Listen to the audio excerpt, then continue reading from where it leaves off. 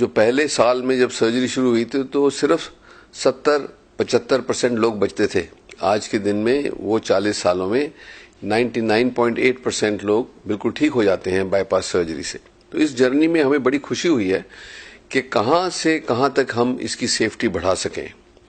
तो पहले तो क्या होता था कि शुरुआत में कि हम एक बहुत बड़ा कट लगाते थे चेस्ट के बीच में, हार्ट लंग मशीन यूज करते थे और 8 हफ्ते लग जाते थे, 10 हफ्ते लग जाते थे रिकवरी के लिए।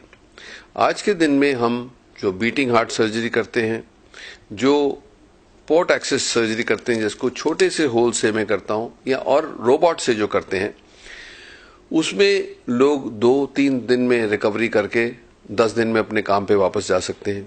दर्द बिल्कुल नहीं होती। वो कई 50% से ज्यादा लोगों को कट लगाना नहीं पड़ता इतना बड़ा। तो ये काफी रेवोल्यूशन हुआ है हार्ट सर्जरी में कि ना ही कि सिर्फ सेफ्टी बढ़ी, बट लोगों के ऊपर जो ट्रॉमा था वो बहुत कम हो गया और रिकवरी जल्दी हो गई।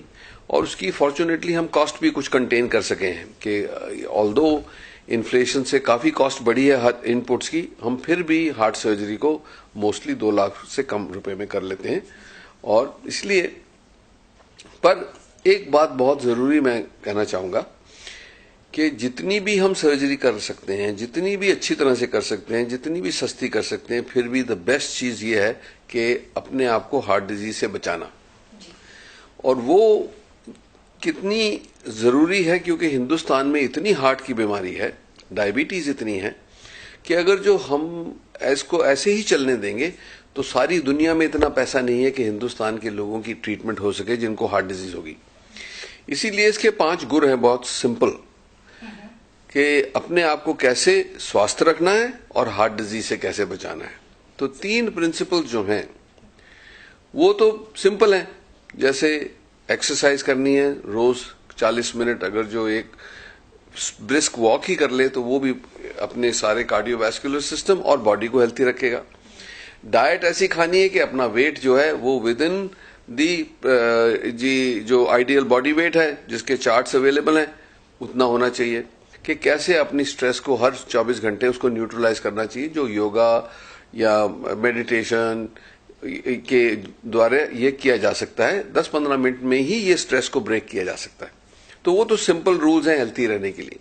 बट हार्ट डिजीज से बचने के लिए 2-3 चीजों का आपको जरूर ध्यान होना चाहिए। एक तो कि जिन लोगों की फैमिली में हार्ट की प्रॉब्लम है, जैसे माता पिता को कोई हार्ट की प्रॉब्लम हुई, उनको 4 गुना, बच्चों को 4 गुना ज्यादा चांस है हार्ट डिजीज होने का। तो उनको तो बहुत ही जल्दी अपना चेकअप करवा के ये देखना चाहिए कि उनके कोई रिस्क फैक्टर्स हैं तो उसको बचा दिया जाए।